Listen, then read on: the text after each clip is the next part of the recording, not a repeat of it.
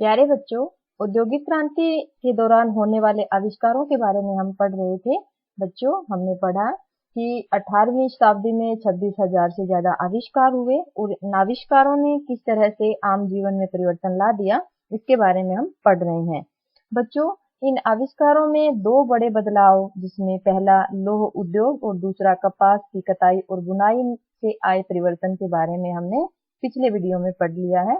इस वीडियो में हम दो नए परिवर्तन, भाप की शक्ति से आए परिवर्तन और रेल मार्गों की शुरुआत में या रेलवे के आविष्कार ने किस तरह से ब्रिटेन में जीवन को परिवर्तित किया, आइए समझते हैं।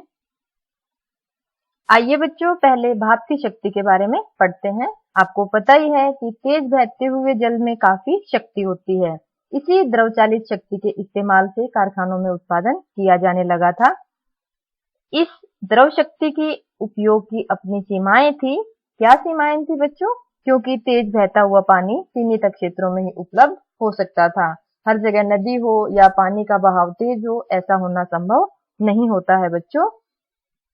लेकिन अब जल के एक नए रूप का इस्तेमाल होने लगा था और वह था भाप की शक्ति।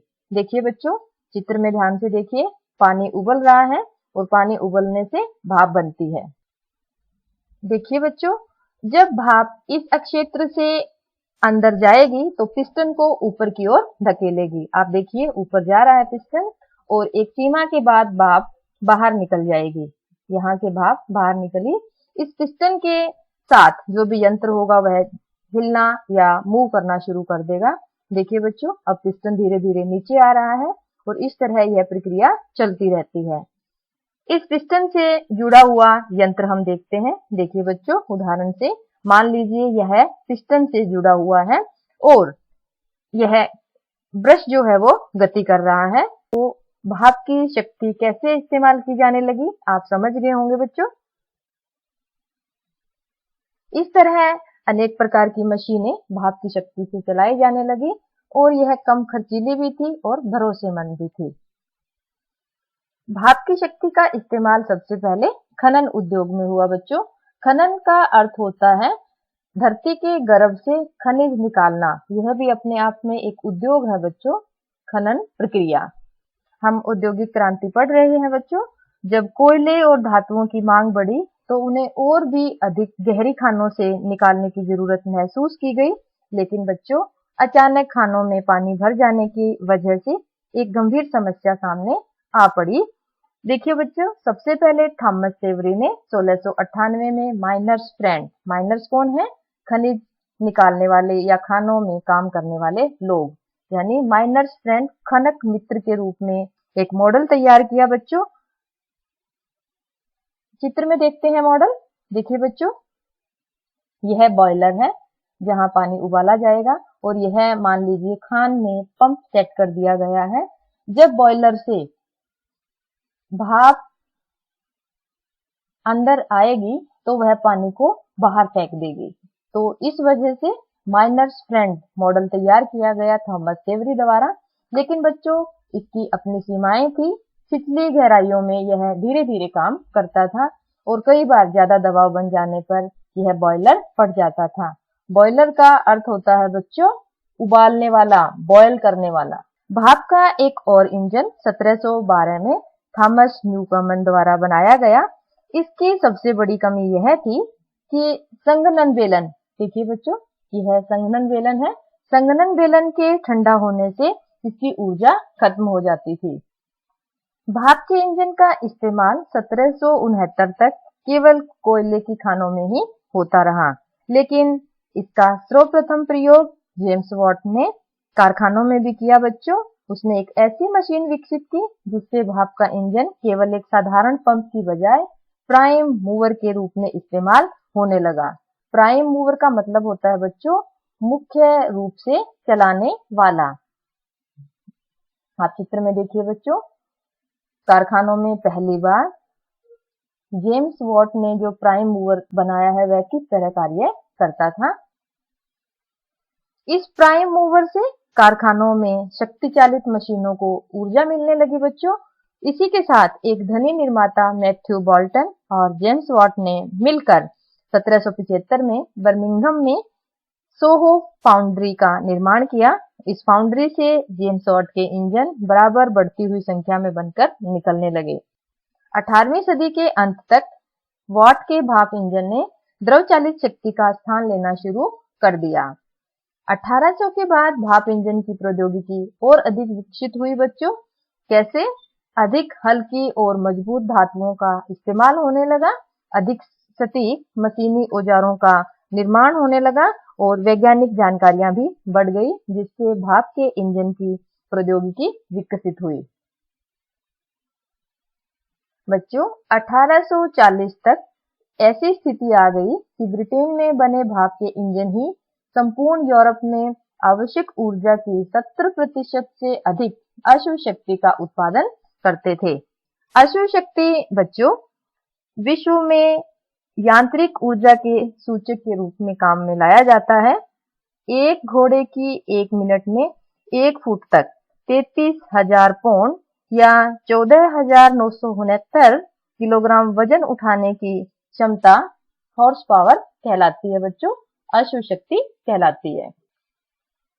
बच्चों हम ब्रिटेन में होने वाले आविष्कारों से किस तरह परिवर्तन आ रहे थे जीवन में, आम लोगों के जीवन में, वो परिवर्तन हम पढ़ रहे हैं। इस वीडियो में हमने भाप की शक्ति के बारे में पढ़ा और दूसरा है बच्चों कि परिवहन में किस तरह का विकास देखने को मिला। सबसे पहले हम नहरों का विकास पढ़ेंगे। शुरू में नहरें कोयले को शहरों तक ले जाने के लिए बनाई गई थी। कारण क्या था बच्चों? इस नहरों के निर्माण से पहले सड़क मार्ग ही ज्यादा इस्तेमाल करते थे कोयले को शहरों तक पहुंचाने के लिए, लेकिन इसमें समय बहुत लगता था और खर्चा भी अधिक आता था। इसके अलावा कारखानों में ऊर्जा के लिए, शहरों में घर को गर्म करने के लिए और उनमें रोशनी करने के लिए कोयले की मांग बढ़ती रही थी, जिसकी वजह से सड़कों के स्थान पर नहरों के विकास का जन्म हुआ। इंग्लैंड में पहली नहर वर्सली कैनाल, याद रखनी है आपको, 1761 में जेम्स ब्रिंडली द्वारा बनाई गई और इसका मुख्य उद्देश्य क्या था? इसके जरिए वर्सले मैनचेस्टर के पास है बच्चों, और वर्सले कोयला भंडार था। कोयला भंडार से शहरों तक कोयला ले जाना वर्सली कैनाल का प्रमुख उद्देश्य था। नहर के बन जाने से कोयले का मूल्य घटकर आधा रह गया। क्यों बच्चों? क्योंकि परिवहन की जो लागत थी वो कम हो गई। पहले सड़क के बारे में पढ़ रहे थे हम, तो सड़कों से जब माल ढुलाई होती थी तो वह खर्चीला था। नहरें आमतौर पर बड़े बड़े जमींदारों द्वारा अपनी जमीनों पर बनाई जाने लगी। क्यों? क्योंकि जमीनों पर स्थित खानों, खदानों और जंगलों का इससे मूल्य एकाएक बढ़ गया, तो नहरें बनाने में बड़े बड़े जमींदारों का काफी योगदान रहा। इसके अलावा बच्चों नहरों के आपस में जुड़ जाने से नए नए शहरों में बाजार बन गए। देखिए बच्चों, यह बर्मिंघम शहर है। इसका विकास इसलिए हुआ क्योंकि यह लंदन, देखिए बच्चों यह लंदन है, यह ब्रिस्टल चैनल है और हम्बर और मर्सी नदियों के साथ जुड़ने वाली नहर प्रणाली के मध्य में स्थित था। तो नहरों के विकास से हम शहरों का विकास पढ़ रहे हैं बच्चों, तो बर्मिंघम का एक उदाहरण लिया है हमने। 1760 से 1790 के बीच नहरें बनाने की 25 परियोजनाएं शुरू की गई। 1788 से 1796 तक का जो काल है बच्चों, उसे नहर उन्माद या कैनाल मेनिया, मेनिया होता है बच्चों एक तरह का भूत सवार होना नहरें बनाने का। ब्रिटेन में 1788 से 96 के बीच 25 नई और परियोजनाएं शुरू की गई। अगले 60 वर्षों में अनेक नहरें बनाई गई, जिनकी लंबाई कुल मिलाकर 4000 मील से भी ज्यादा लंबी थी। लेकिन बच्चों नहरी परिवहन की अपनी ही समस्याएं भी थी। समस्याएं क्या थी? नहरों के कुछ हिस्सों में जलपोतों की भीड़ भाड़ के कारण परिवहन की गति धीमी हो गई। देखिए बच्चों, समुद्रों में या सागरों महासागरों में तो कई जलपोत एक साथ आ जा सकते हैं, लेकिन नहरों की सीमाएं थी, जिसकी वजह से भीड़ बढ़ने लगी, समय ज्यादा लगने लगा। इसके अलावा पाले, ठंडा इलाका है बच्चों ब्रिटेन का, तो बर्फ गिरने से, नहरों में बाढ़ आने से या सूखे के कारण नहरों के प्रयोग की अपनी सीमाएं थी। नहरों के बाद रेलवे के आविष्कार के साथ औद्योगिकरण की संपूर्ण प्रक्रिया ने दूसरे चरण में प्रवेश कर लिया। बच्चों, पहला भाप से चलने वाला रेल इंजन, जिसे स्टीफनसन का रॉकेट भी कहा जाता है, 1814 में बना। अब रेलगाड़ियां परिवहन का एक ऐसा साधन बन गई जो वर्ष भर उपलब्ध रहती थी, सस्ती और तेज भी थी और माल और यात्री दोनों को ढो सकती थी। पहले हमने सड़क का विकल्प देखा बच्चों, नहरें, और अब नहरों का विकल्प पढ़ रहे हैं रेलवे। रेलवे में एक साथ दो आविष्कार शामिल थे बच्चों। पहला है लोहे की पटरी 1760 के दशक में, जिसने लकड़ी की पटरी का स्थान ले लिया। आप देखिए बच्चों, अब लोहे की पटरी बनने लगी। और दूसरा है भाप के इंजन द्वारा लोहे की पटरी पर रेल के डिब्बों को खींचना। अब भाप के इंजन का आविष्कार बच्चों रेलवे में भी होने लगा। आप देखिए बच्चों, ये रेल है जो भाप के इंजन से चल रही है। एक और एंगल से देखते हैं। हमने पढ़ा कि अब रेल परिवहन महत्वपूर्ण साधन बन गया क्योंकि यह वर्ष भर उपलब्ध था और सस्ता और तेज भी था। 1801 में ट्रेविथिक ने पफिंग डेविल या फुफकारने वाला डेविल का आविष्कार किया बच्चों।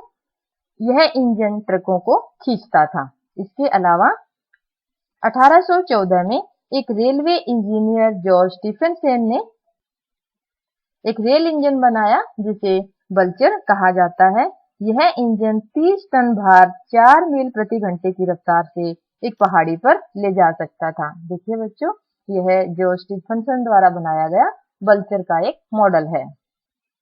रेलवे के विकास पढ़ रहे हैं बच्चों। इस चरण में हम पढ़ेंगे रेलवे का विस्तार। सबसे पहले 1825 में स्टॉकटन और डार्लिंगटन शहरों के बीच रेल द्वारा 9 मील की दूरी 15 मील प्रति घंटा की रफ्तार से तय की गई। 1830 में लिवरपूल और मैनचेस्टर को आपस में रेल मार्ग से जोड़ दिया गया। 20 वर्षों के भीतर ही रेल की गति 30 से 50 मील प्रति घंटा तक पहुंच गई। देखिए बच्चों, दो चीजों में परिवर्तन आ रहा है। एक तो रेलवे की रफ्तार, यानी रेल कितनी तेज गति से चल रही है, और दूसरा रेलवे लाइनें कितनी तेज गति से बिछाई जा रही हैं। दोनों परिवर्तन साथ साथ चल रहे हैं। 1830 से 50 के बीच ब्रिटेन में रेल मार्ग 6000 मील लंबा हो गया। 1833 से 37 का समय छोटे रेल उन्माद हमने पढ़ा है बच्चों, एक तरह का मेनिया भूत सवार हो गया लोगों में रेलवे के विकास को लेकर। इस दौरान 1400 मील लंबी रेल लाइन बनाई गई। इसी के साथ साथ बच्चों 1844 से 47 का समय बड़े रेल उन्माद के रूप में जाना जाता है, जिसमें 9500 मील लंबी रेल लाइन बनाने को मंजूरी दे दी गई। 1850 तक आते आते अधिकांश इंग्लैंड रेल मार्ग से जुड़ गया। बच्चों, 4 नए बड़े परिवर्तन हमने पढ़े, जिसमें सबसे पहले लौह उद्योग में विकास पढ़ा, दूसरा हमने कपास उद्योग के क्षेत्र के बारे में पढ़ा, तीसरा भाप की शक्ति के आविष्कार ने किस तरह ब्रिटेन के जीवन को बदला, और चौथा हमने परिवहन तंत्र में नहरों और रेलवे के आविष्कार के बारे में पढ़ा। बहुत से आविष्कार हुए 18वीं शताब्दी में, लेकिन आपको यह जानकर हैरानी होगी कि जितने भी आविष्कारक थे वो कोई साइंटिस्ट या वैज्ञानिक नहीं थे। वैज्ञानिक ज्ञान के अनुप्रयोग की अपेक्षा उनकी दृढ़ता, रुचि, जिज्ञासा और यहाँ तक कि भाग्य के बल पर ही ये आविष्कार हुए। इस वीडियो में हमने 2 महत्वपूर्ण परिवर्तनों के बारे में पढ़ा बच्चों, भाप की शक्ति और परिवहन तंत्र में नहरें और रेलवे। अगले वीडियो में हम लोगों के परिवर्तित जीवन के बारे में पढ़ेंगे। औद्योगिक क्रांति के लोगों के जीवन पर क्या असर रहे, सकारात्मक और नकारात्मक दोनों। आशा है आपको ये टॉपिक अच्छे से समझ आ गए होंगे। धन्यवाद।